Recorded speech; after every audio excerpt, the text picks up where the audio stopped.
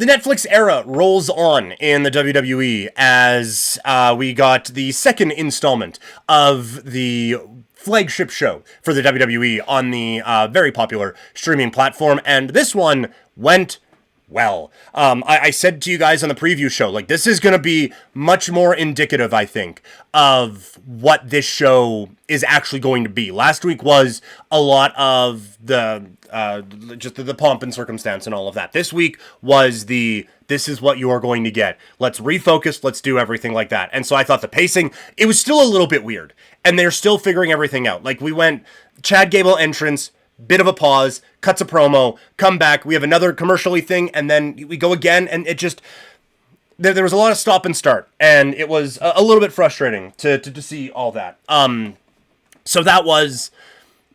Again, it's still not perfect, but at least the quality of the program was significantly better. And obviously it starts with the Penta debut. He was exactly what you needed him to be. You get the Zero Miedo chant coming right off the top. Obviously, we're big fans of the guy right back there. So I thought it was all a home run. The music, a little generic, as someone said, like the... I'm blanking on the guy's name. The guy who puts the music together, but it was like a video of a guy strutting away, and it's like this guy when he puts generic drum beat 4 over generic guitar riff 7 and makes a theme song. Like that is basically what it was. That is, I wouldn't have even picked that as Penta's music on the video game when you have like generic music 1, 2, 3, 4, 5, 6, 7. I wouldn't even do that, but at least like they're making it easy to steal the theme songs on the video game, but no, it's not great. But aside from that, he was Penta. He comes out with the little tiptoe down to the ring. I think he showcased a lot in this match. A lot of great selling. Obviously, the moveset is spectacular. It was a little bit more high-flying than I was anticipating. He really brought it all out for that one. The Mexican Destroyer, phenomenal. The tope was excellent as well. They did a great job. Michael Cole and Pat McAfee really getting over how big of a deal this guy was. And I think having it in San Jose was brilliant. And it absolutely hit. And I think like there was a lot of talk. Oh, they should have had him on Monday, on the debut on Netflix and all of that.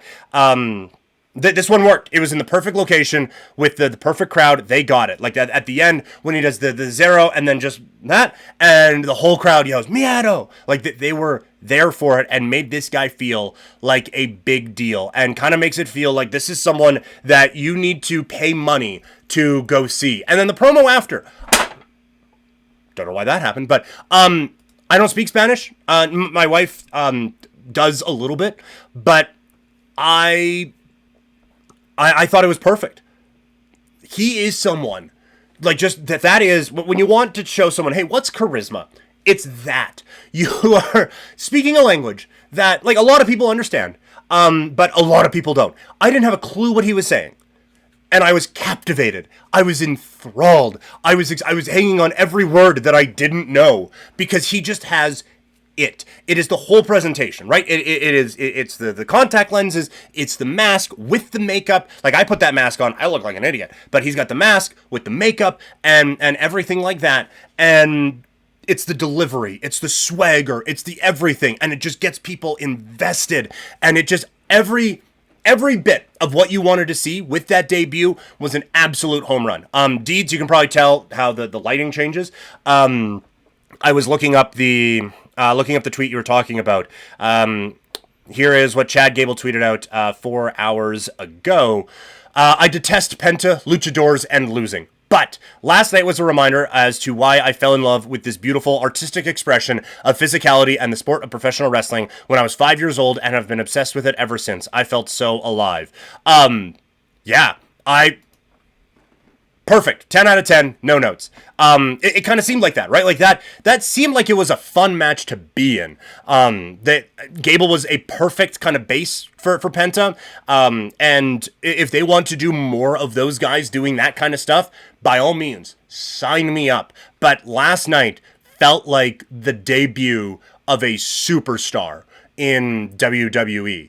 And they don't have a great track record with outside folks who maybe aren't the most fluent in English coming in and ending up with something. But this is a new era. We are not going to get Penta and eventually Rey Fenix coming in and riding Wandiers. We're just that's just not going to happen with this. I have so much faith that this organization is going to be able to package this in such a way that they are going to maximize this. And I am so excited for the ride that we are going to get with Penta. He felt like a world champion level performer last night, and I am so excited to see where this whole thing ends up going. But yeah, like you can do a storyline with that. I do caution against it a little bit because I think we all know with American Made and some of the promos that they were cutting that may as well have had Kid Rock, American Badass playing underneath it. I think we all know kind of what they're hinting at with that group.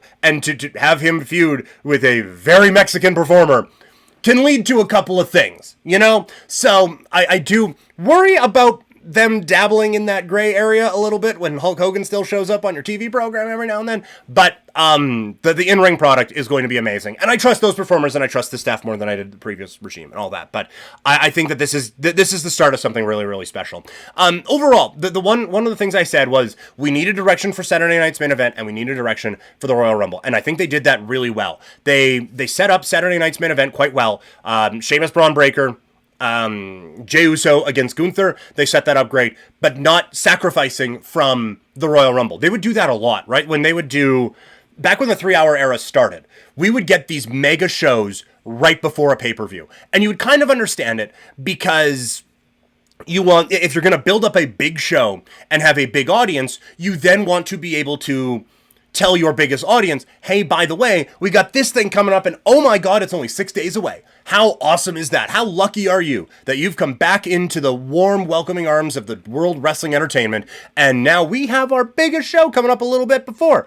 But the problem is they would build into it and they would hype up that main show so much, and then you have 6 days to get ready for this thing. And there'd be different programs and there'd be different stuff going in, and it would be a bit of a convoluted mess, and you would end up really sacrificing one for the other, which ended up being an average product. But I think now they have really walked that line very, very well. And part of it is Saturday night's main event. It's a 2-hour sprint of professional wrestling, and that's all it is. You're not setting up 9 different angles for it. They're probably basically good on the Raw side for stories going into that. And also the Royal Rumble kind of sells itself.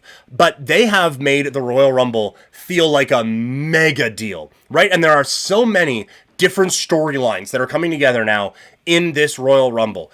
You have huge stories, at least on the men's side, that they haven't really built it up at all on the women's side, to be perfectly frank, which I think is very much a knock against what is happening.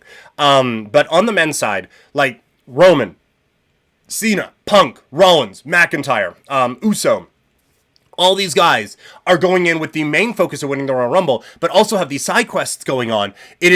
It's going to be a very fascinating Royal Rumble, and I think it is honestly one where there are a lot of potential winners in this whole thing. So I'm very fascinated to see where this whole thing goes with WWE. The other thing that I said that they needed to do on Raw was to establish Gunther as the guy, and goddamn was he awesome. And we've talked about it on here. Toxic, I think you've been along with me that we were a little bit concerned that Gunther were veering a little bit on the babyface side, and we don't want that because this guy is an excellent heel. There was no question what side of the fence Gunther was on Monday, because he was a dick in the best way possible. God damn, it was funny. He nailed exactly what he needed to on that. Jey Uso coming out as the next challenger. Again, the best way to make someone feel like a main eventer is put him in the main event. And Jey Uso, I thought like he cut a great promo. You felt the passion, obviously. And Gunther just shutting it down in the most Gunther way possible was absolutely perfect. He was brilliant in this. And we know where this match is going to go.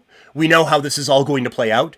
Gunther's probably going to get the win, and that's going to be that. But this was a very entertaining segment to really establish quickly what Gunther is, what Jey Uso is, what they're both fighting for, and setting it up for Saturday in a couple of weeks. Perfect. Excellent job. Really well done.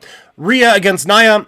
It's the feud that no one wanted again. But I will say, Nia's character work has gotten a lot better. Watching with my wife, who very much in and out on wrestling, and right now it's on Netflix, and so I get to watch on the big TV, and so we're watching it, and she's like, Nia's gotten a lot better. Hey, yeah, you kind of have, like, don't watch the matches, but she has, like, it used to be a whole lot of, like, acting class 101 with some of her promos and stuff like that. But she is, I think, understanding what it means to be not likable, what specifically about her people don't like, and how to kind of maximize all of that. I think that she has gotten a lot better out of that. And so I don't think that this is the way that we were really hoping to go with this. Although, I mean, it gets you to a quick match, and then the big thing for Royal Rumble, and not even for Royal Rumble, sorry, but for WrestleMania season and all of that. But yeah, it's there. So you're a weird spot right now with Nia, because she is quite good at being a heel. She kind of should be toward the top of the card just based on her persona and her, you know, like she is unique, right? So you want to take advantage of that, but also, like, no one takes her seriously, and there is a bit of a tune-out factor with her with a lot of people. So you need to find a way to find that balance with that particular character. Deeds. I don't see Jey winning the Rumble, but taking the Money in the Bank. I could totally see that. I think that he would be a pretty good candidate for Money in the Bank, and kind of fit exactly where Damian Priest was a year ago, and work into that way. I think that works really well. I think that's really good. Sheamus against Ludwig Kaiser was so much fun. These guys have great chemistry. This feud, I think, elevated both. It really elevated Kaiser as a singles performer, kind of getting out of the shadow of Gunther, and I think really showing that he can be someone that can be elevated a little bit more in the next season, I think, of WWE, kind of post-Mania. He's another one that I think you can kind of work up a little bit more. But now Sheamus against Braun Breaker is going to be a fun match on Saturday night's main event, and I think a good showcase for both of those guys. A couple of quick hitters here. Sami Zayn, there is a real focus now, it seemed like, on this show anyway, of Sammy, you've never won the world title. When are you going to start focusing on yourself? When are you going to start doing this? When are you start? And so we are seeing a real good advancement in Sammy. And they pointed it out on Post Wrestling, listening to their recap. Elimination Chamber's back in Canada. And they did that last time, and he had a title match against Roman, and he came very, very close. I wonder if you get the rematch. Like, when we've done the booking WrestleMania 41, I have booked Sammy to win the title at WrestleMania over Gunther, and kind of tie in their history there. I wonder if you do it a week before, a month before. You have him win at the Rumble. Goldberg, there's rumors that he's coming in to challenge Gunther. You set those guys up for a match, and you spiral Sammy off into something else as a title, as a world champion. I think you could very easily go that way. I do think that there needs to be a bit of an advancement in this story very quickly for that, but I do think that is something that you could heat up and tell pretty well. The New Day thing, it's becoming a little bit too comedy-ish, where they keep getting cut off and all of that. I'm happy they brought a serious tone with it this week, and I'm happy that there's going to be a bit more of an advancement now in this story moving forward here a little bit, because it does feel like this thing has kind of cooled off a touch since the fantastic anniversary segment that they had with Big E. Also, the Wyatt Six, they've just been transferred over to SmackDown now. So this feud with The Miz and Karrion Kross, that just goes away. And we're just going to pretend all of that never happened. It felt very old school WWE in not a good way, but I don't think any of us are going to be in a big disagreement with anything like that. And then the main event, the street fight. This is another one where the pacing's a little bit weird, because it's obvious they went to a commercial break, and so not a lot was supposed to happen, but we're watching it on the international side, and not a lot is happening. And so it does kind of take away from the pacing of it a little bit. Like, it's weird that, well, we didn't get to watch commercials, and so that kind of ruined the match for us. I'm not going to say it ruined it, because I think it did what it needed to do. But there was that stretch there where obviously commercial was happening and nothing happened, that it took a little bit for me to then get into it, where honestly, if you were telling me about the latest deal at Wendy's, I would still have this anticipation of, okay, what's happening, what are we doing? And so I do wonder, because you can't just do like a big story thing while a commercial break is happening and your biggest audience in the States isn't watching. But you also just can't sit there and like, okay, well, he's on a stretcher, and well, it's kind of moving, and now it's not moving, and maybe it is moving a little bit. Oh, it's not moving now. So where do you go with that? You can't really go that way, but I do think that, like, I wonder if you can go to a, like, sideline reporter Jackie Redmond is right there, and it's like, Michael Cole, we're talking to people, there's this, that, and the other thing, whatever, and then you can come back from break, and for the Americans who aren't watching, Michael Cole can say, our boots on the ground reporter Jackie Redmond told us during the break that this and this and this has happened, and so they're doing this, that, and the other thing. So I think there's ways of getting creative instead of us just watching the part where they're obviously killing time before the commercial break ends. But the main thing of this was get Damian Priest over as a badass and finish this feud. He ends it with an exclamation mark, and I don't know if he is fully in the main event picture right now, but he is certainly at the very top of the mid card and can be just lit up a little bit to get him into the main card picture, I think, pretty quickly. So overall, it did what it needed to do, but I would now like to see Finn Balor start to get elevated a little bit more as well. I would like him to win his next feud. That would be my wish for him.